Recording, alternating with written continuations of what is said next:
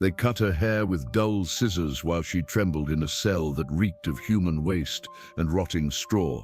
And when the executioner's assistant lifted the white locks for the gathering crowd to see, someone in the street below laughed and jeered that the Austrian finally looked like the peasant she had always despised. Marie Antoinette, once the Queen of France, sat confined in a stone tomb scarcely wider than a coffin, her hands bound so tightly that the rope had sliced through her skin. 2 guards stood watch, their eyes fixed on her every movement, refusing to look away even when she crouched over the chamber pot in the corner. Her white chemise hiked up around her waist as they made crude remarks about what royalty looked like when it bled. This was not merely an execution, it was a meticulously staged performance of humiliation, crafted with such deliberate cruelty that even modern forms of torture seem almost merciful in comparison. The revolutionaries did not simply want her to die, they wanted to destroy her dignity first. They wanted her destroyed, stripped of every trace of dignity, reduced to something less than human before the blade finally claimed her life. The conciergerie was not truly a prison, it was a waiting room for death. And Marie Antoinette's cell had been designed with meticulous cruelty to shatter her spirit before her body succumbed. Official records describe the cell as measuring roughly 3 meters by 2, but what those sterile documents omit is that the walls wept with condensation, that rats the size of small cats scurried across her feet at night, and that the stench of the Seine mingled with human filth to form an air so foul she could taste it in the back of her throat. She slept on straw, changed perhaps once a week if fortune favored her, straw that became matted with her own menstrual blood, because the guards refused to provide clean rags, declaring that royal did not deserve special treatment. The prison doctor's notes, still preserved in the archives, record uterine hemorrhaging so severe that she bled through her dress each day, leaving dark stains that the guards would point to and mock, sneering as they asked whether this was the last of the famous Austrian water, running dry. Her meals consisted of bread so hard it cracked her teeth, and soup that was little more than murky water with bits of unidentifiable refuse floating in it. When she complained of the cold, they told her she should have considered that before squandering France's wealth on diamond necklaces and silk stockings. Yet the true torment was not the hunger, nor the filth, nor even the pain. It was the surveillance, the unending annihilation of privacy, the knowledge that every movement, every breath, every humiliation was witnessed. That constant gaze, more than any physical agony, eroded her sanity a little more with each passing day. 2 gendarmes remained in her cell at all times, never more than a few feet away, their eyes fixed on her every movement like hawks, tracking a wounded rabbit. When she needed to change her blood-soaked undergarments, they watched. When she wept into her hands at night, they watched. When she attempted to wash herself with the single bucket of cold water provided each morning, they watched and made crude remarks about how, even stripped bare, she looked old and used up, how her breasts sagged like empty purses, how the revolution had finally transformed her into exactly what she deserved to be. Nothing. She could not even relieve herself without an audience, forced to squat over the foul chamber pot, while they discussed her body as though she were livestock being assessed for slaughter. One guard reportedly told his replacement that he had seen horses with better figures, and they both laughed while she sat there trembling with humiliation and rage, powerless to do anything but endure. The psychological torture did not end within the confines of her cell. It extended far beyond. The revolutionary authorities deliberately deprived her of any word about her children, forcing her to imagine the worst possible horrors that might have befallen them. In her isolation, her son, the young Dauphin, had been taken from her months before and placed in the custody of a cobbler who was ordered to turn the boy against his mother, to teach him revolutionary songs that mocked Marie Antoinette as a traitoress.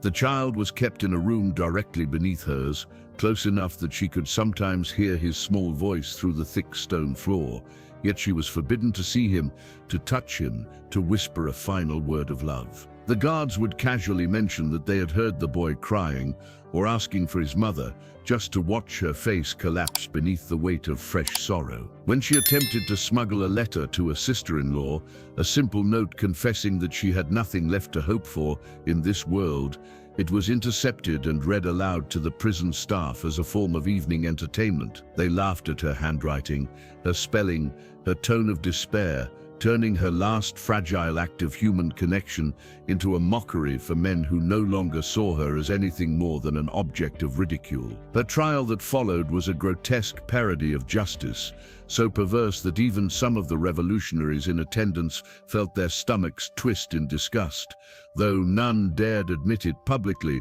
for showing sympathy toward the condemned queen could earn one a turn beneath the same blade. Marie Antoinette stood before the Revolutionary Tribunal on October 14, 1793, wearing a black mourning dress that hung loosely over her emaciated frame, her white hair barely hidden beneath a plain bonnet. The list of accusations read against her was a catalogue of absurdities, crafted not to prove guilt, but to inflame the fury of the mob. Treason, yes, that was expected. Secret correspondence with foreign powers, plausible enough. But incest with her own son, an accusation so vile, so unfathomably cruel, that it stunned even those who despised her. The so-called confession had been wrung from the terrified lips of an 8-year-old child, tortured and coerced into describing acts he could not possibly comprehend, forced to betray his mother with words that were never truly his own. All of it was designed to transform Marie Antoinette from a political enemy into a moral monster, someone so utterly depraved that her death would appear not as punishment, but as mercy granted to France. When the charge of incest was read aloud, the prosecutor, Antoine Conti Fourquier-Tinville, a man whose face resembled melted candle wax and whose breath was said to reek of spoiled wine, watched her with palpable anticipation, eager for a display of hysteria, a scream, a collapse, anything that might give the crowd a performance to feed upon. But she did not break. She stood silent for a long, heavy moment, her hands clutching the wooden rail before her so tightly that her knuckles turned white. And then she spoke, her voice steady and low. "I appeal to all mothers." Those 5 words pierced through the fevered air of the courtroom, creating a silence so profound that even the most hardened Jacobins faltered for a heartbeat, forced to reckon with the enormity of what they were complicit in, accusing a mother of raping her own child, using as evidence the words of that very child extracted through manipulation and terror. But the moment of humanity was fleeting. Revolutions do not run on empathy, they run on momentum, and too many people had invested too much blood and belief in her destruction to let something as fragile as decency stand in their way. The trial dragged on for 2 days, a grotesque procession of witnesses who repeated hearsay, gossip, and political venom, presenting letters that proved nothing beyond the fact that Marie Antoinette had thoughts about politics, a crime, it seemed, only because she was a woman, and worse still, a foreign one. Her defense lawyer, a man appointed to her case mere hours before the trial began, was so ineffectual that he might as well have been a potted plant placed beside her for decoration. When he attempted to argue that the so-called evidence was circumstantial at best, his voice was drowned out by the shouts and jeers of spectators, an audience carefully chosen for their revolutionary zeal rather than their sense of justice. The verdict had been predetermined long before she ever entered the courtroom. Everyone knew it, including Marie Antoinette herself. When the judges declared her guilty at 4 in the morning on October 16th and sentenced her to death by guillotine, she did not cry, plead, or protest. She simply stood there, hands still bound behind her back, swaying slightly from exhaustion and blood loss, waiting calmly for them to lead her away to the cell where she would spend the final hours of her life. Those hours passed in utter silence. The guards had been instructed not to speak to her, not even to acknowledge her existence, to treat her as though she were already dead.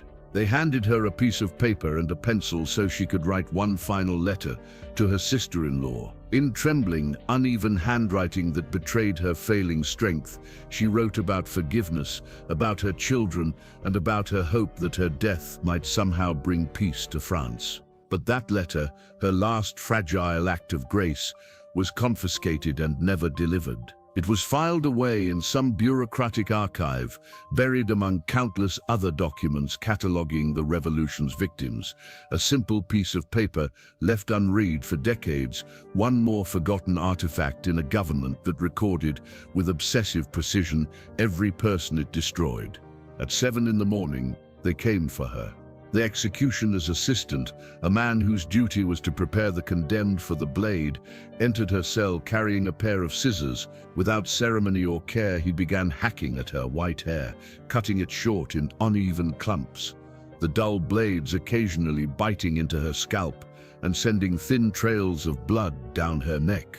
Marie Antoinette, who had once sat for hours while her hair was shaped into grand, jeweled sculptures of courtly vanity, remained utterly still as this stranger sheared her like an animal, the last vestige of her former elegance falling to the filthy stone floor. When the task was done, they bound her hands tightly behind her back, tighter than before, then led her out into the prison courtyard, where a rough wooden cart stood waiting. This was the final humiliation, the final proof of how completely she had been dethroned and dehumanized.